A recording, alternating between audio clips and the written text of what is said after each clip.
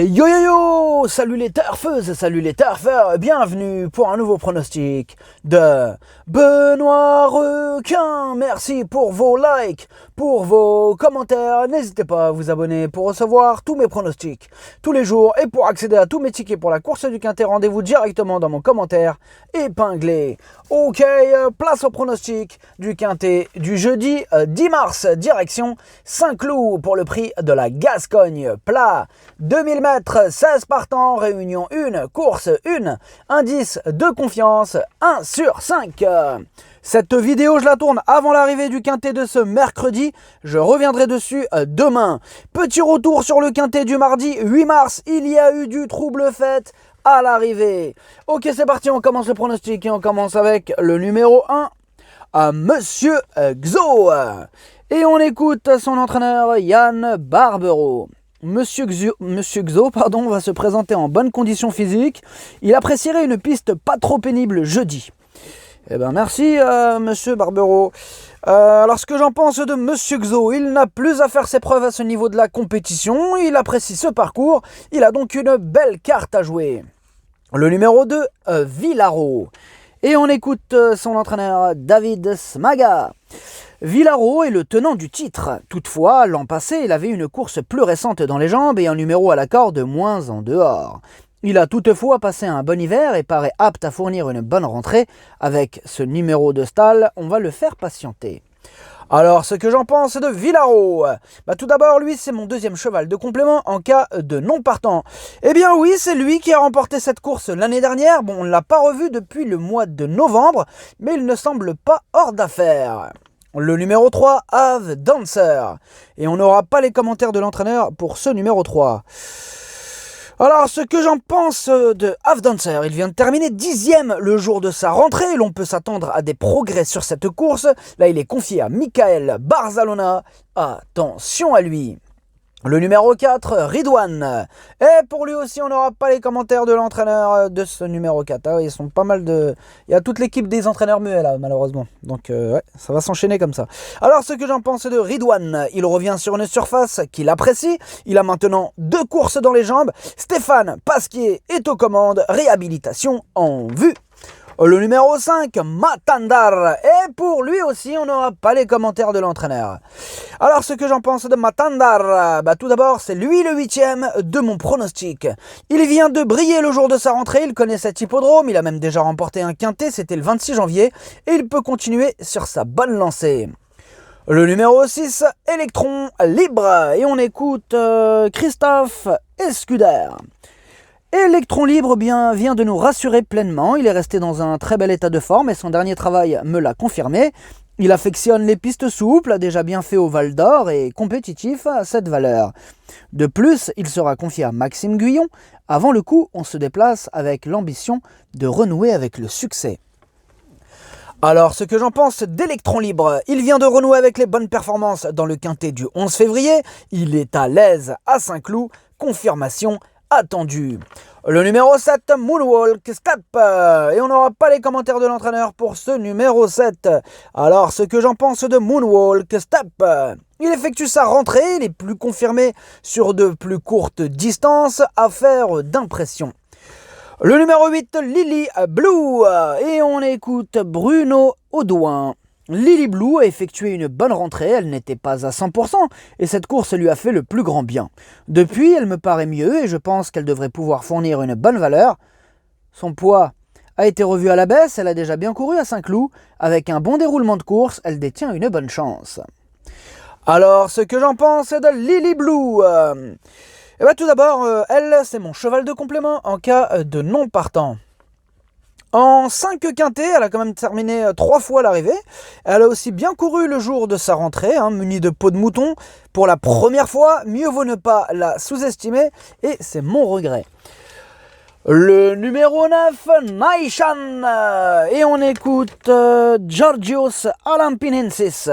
Naishan fait preuve de constance à ce niveau. Il est bien rentré de son meeting de Cagnes. Sa préparation s'est bien déroulée. Il a bien travaillé en vue de cette course. J'aurais préféré pour lui une piste plus souple qu'elle ne le sera jeudi. Mais il devrait une nouvelle fois confirmer le bien que je pense de lui. Alors, ce que j'en pense de Naishan, il enchaîne les excellentes performances, il est confirmé à ce niveau, il s'annonce redoutable. Le numéro 10, Go With The Wind, et on n'aura pas les commentaires de l'entraîneur pour ce numéro 10. Alors, ce que j'en pense de Go With The Wind, il n'a plus à faire ses preuves à ce niveau, il apprécie cet hippodrome, il reste sur une 4e place au niveau qui nous intéresse, il est incontournable. Le numéro 11, Akio. Et on écoute Mathieu Boutin. Akio est certes en très belle condition physique, mais il me faut constater et admettre que cela s'est avéré insuffisant pour jouer les premiers rôles ces derniers temps. Jeudi, l'histoire risque de se répéter car il n'a pas de marge à cette valeur. Il aurait préféré une piste plus lourde que ce qu'elle sera a priori jeudi. Alors, ce que j'en pense d'Akio. Eh bien, rajoutons aussi qu'il reste quand même sur 4 échecs consécutifs. On a aussi sa situation sur l'échelle des valeurs, par contre, elle qui s'améliore. Mais bon, reste qu'avec tous ces échecs, eh bien, on a besoin qu'il nous rassure. Le numéro 12, Dar. Et on écoute Madame Myriam Bolac-Badel. Dar est bien. Suite à ses 2 victoires de l'an passé, sa situation au poids s'est forcément dégradée. Cependant, en dernier lieu, ce n'était pas mal. Elle a besoin de reprendre confiance en elle et le fait de retrouver le gazon pourrait l'aider dans sa tâche. Je la trouve en bonne forme et je ne serais pas étonné de la voir bien courir. Alors, ce que j'en pense de Dar, ses 5 dernières courses, 5 échecs, elle est plus confirmée sur de plus longues distances, elle va devoir montrer un tout autre visage pour espérer se mêler à l'emballage final. Le numéro 13, Innovator, et on écoute Nicolas Collery. Innovator a effectué un bon meeting de Cagnes avec une fausse note sans réelles explications. À cette valeur, il demeure compétitif et polyvalent en distance. Maintenant, il faut une course rythmée pour qu'il se décontracte. S'il se montre détendu, il est capable de tranchantes fins de course et peut finir dans la bonne combinaison. Alors, ce que j'en pense d'Innovator, il a terminé 4e de ses 2 derniers quintés, que ce soit bon, souple, lourd, court, long, PSF, gazon, il s'adapte à tout et il fera encore de son mieux pour obtenir le meilleur classement possible. Le numéro 14, Cogolin. Et on écoute... Attendez, je me suis trompé quoi. Cogolin. Madame Myriam... Ah non, je crois que je me suis trompé, je vous ai lu le... Non, je crois que c'est bon. Bon, on écoute Madame Myriam Bolac-Badel. Cogolin n'est pas des plus réguliers, mais dans ses bons jours, il nous montre de jolies choses. Il possède des moyens et pour qu'il puisse se détendre, il lui faut une course rythmée.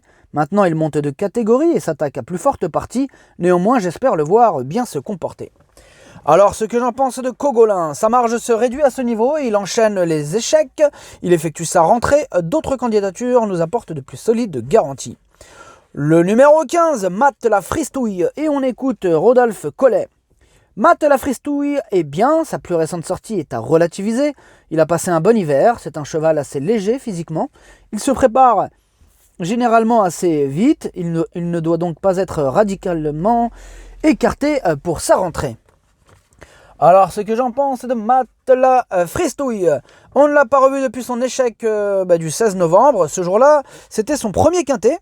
Question de feeling. Le numéro 16, Toronada. Et on écoute Benjamin Legros. Toronada est bien, objectivement, je ne le voyais pas sortir des 3 premiers. Dernièrement à Bordeaux pour son retour sur le gazon. Ce jour-là, elle a été inexistante. Le terrain collant l'a apparemment beaucoup gêné. Je suis donc content de trouver une piste juste souple jeudi. Le matin, tout va bien. J'espère la voir nous rassurer. Alors, ce que j'en pense de Toronada, elle reste sur un échec radical au niveau inférieur. Difficile de lui accorder notre confiance dans ces conditions. Le pronostic, ça donne 9, As, 6, 10, 13, 3, 4. Merci d'avoir suivi cette vidéo. N'hésitez pas à vous abonner pour recevoir tous mes pronostics tous les jours et pour accéder à tous mes tickets pour la course du Quintet. Rendez-vous directement dans mon commentaire épinglé. À jouer avec modération. Bonne chance. Chopez-le moi. Ciao.